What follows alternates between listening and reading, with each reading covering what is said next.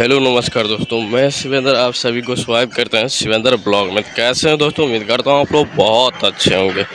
दोस्तों खेसारी भैया का फ्रेंड है तो वीडियो को एक लाइक कर दीजिएगा, साथ ही चैनल पर नए हैं तो चैनल को सब्सक्राइब कर लीजिएगा। दोस्तों बता दूं कि खेसारी भैया का एग्रीमेंट के कारण से गाना नहीं आ रहा है। तो दोस्तों आप लोग जान सकते हैं कि खेसारी म्यूजिक वर्ल्ड पे गाना जो भी आ रहा है वो खेसारी भैया की वजह से आ रहा है, और भाई लोग उसमें भी बहुत घाटा है।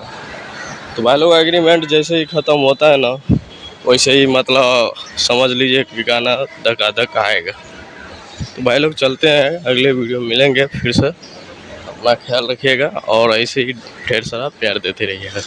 और मेरे चैनल पर नए हैं तो चैनल को सब्सक्राइब कर लीजिएगा और बेल आइकन दबा के प्रेस कर, ताकि हर अपडेट भोजपुरी का मिलता रहेगा। चलते हैं।